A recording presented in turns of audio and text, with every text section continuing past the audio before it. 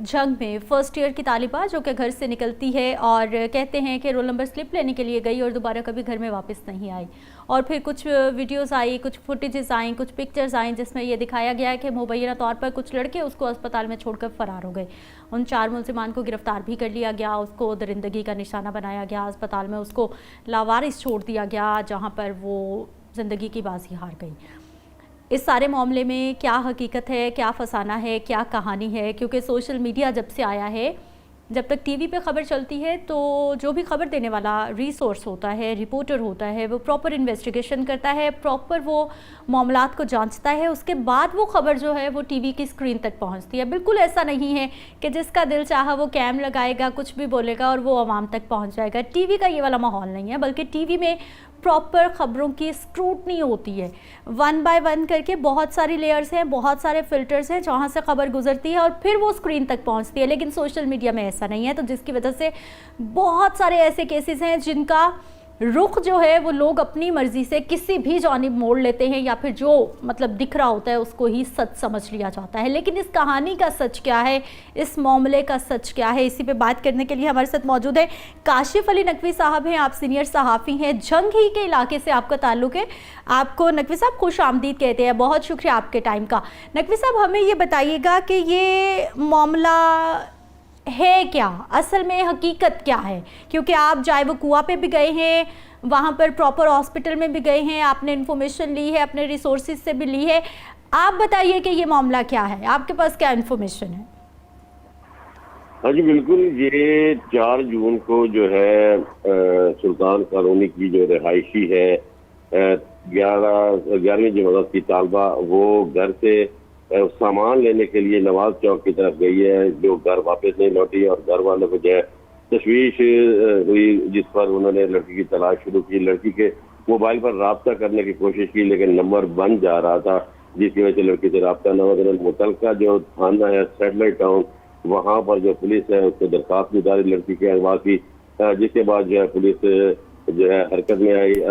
7 जून को लड़की को जो है 3 नामालूम अफराद सुर्ख रंग की गाड़ी पर, जैसे कि आप सीसीटीवी फुटेज में देख सकते हैं कि 3 जो अफराद हैं, 2 जो गाड़ी से बाहर निकले हैं लड़की को व्हील चेयर पे, एक निजी हॉस्पिटल है टोबा रोड पर, वहाँ पर जो है उसे मुंतकिल किया इलाज मुआवजे के लिए। लड़की को वहाँ पर छोड़कर ये 3 मुलजमान जो है वो कार पर जो है वो फरार हो गए। लड़की के वालिद को कॉल मौसूल होती है कि आपकी लड़की की जो हालत गैर है और वो टोबा रोड पर निजी हॉस्पिटल में जेरे इलाज है। जब उसका वालिद वहाँ पहुंचता है तो पुलिस की जानिब से पुलिस भी वहाँ पर पहुंची है, तो पुलिस जो है उस लड़की को डिस्ट्रिक्ट हेडक्वार्टर अस्पताल में मुंतकिल करके इलाज मुआवजे के लिए लेकिन लड़की नींद बेहोशी की हालत में होती है। लड़की को वहाँ पर मुंतकिल किया जाता है लेकिन लड़की जामर नहीं होती और वो जो है जिंदगी की बाजी हार जाती है। यहाँ पर मैं आपको बताता चलूँ जो है नकवी साहब, हमें ये बताइए कि क्या कोई ऐसी फुटेजेस भी आपको मिली हैं? ऑब्वियसली वो लड़की घर से निकली होगी, मोहल्ले में कहीं ना कहीं जाते हुए कहीं ना कहीं कोई सीसीटीवी कैम होता है, किसी दुकान में, किसी घर के बाहर। इन्वेस्टिगेशन में ये सारी चीज़ें सामने आती हैं। कुछ मालूम पड़ा कि वो खुद गई है, उसको कोई अगवा करके ले गया है? ये मामला शुरू कैसे हुआ? जी, जो पुलिस जराए हैं, पुलिस जराए का ये कहना है कि जो मरकजी मुलजिम खलील और रहमान है उसकी और ये जो लड़की है इसकी आपस में जान पहचान थी। जो इब्तदाई इन्वेस्टिगेशन है उसके मुताबिक यही कहा जा रहा है कि लड़की अपनी मर्जी के साथ जो है वो मुलजिम जो है मरकजी मुलजिम खलील रहमान के साथ गई है। पुलिस ने 3 जो मुलजमान हैं, उमैस, मोहम्मद हसन और जो मरकजी मुलजिम है खलील रहमान, उसको गिरफ्तार किया है। जो पुलिस की इब्तदाई रिपोर्ट है उसके मुताबिक यही बताया जा रहा है कि लड़की जो है वो अपनी मर्जी से उस लड़के के साथ गई है।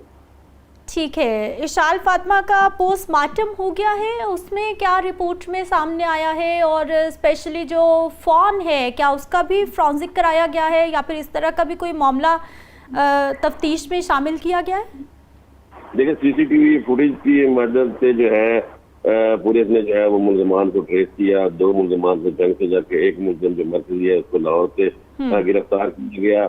जो इब्तदाई मेडिकल रिपोर्ट है वो जो है जारी कर दी गई है। उसके मुताबिक ना ही लड़की पर किसी किस्म का कोई तशद्दुद है और ना ही अभी तक जो है किसी किस्म की जो ज्यादती है उस बारे में जो है वो रिपोर्ट आई है।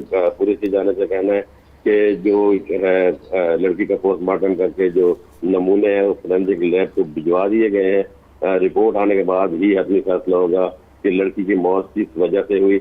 यहाँ पे मैं आपको ये भी बताता चलूँ कि डॉक्टर का ये कहना है कि लड़की जो है वो शुगर की मरीजा भी थी और तकरीबन 4-5 साल से जो है वो इंसुलिन पे थी, और जब उसे हॉस्पिटल में दाखिल किया गया तो उसका जो शुगर लेवल था वो भी हाई था। तो अभी तक नकवी साहब, आपने कहा कि अभी मजीद इन्वेस्टिगेशन हो रही है, रिपोर्ट आएगी तो मौत की वजह सामने आएगी। सर, अभी कितना टाइम लगेगा, क्या बताया जा रहा है पुलिस की जानिब से या फिर मेडिकल ऑफिसर्स की जानिब से कि कितना मजीद टाइम लगेगा रिपोर्ट सामने आने में? और दूसरा ये भी बताइएगा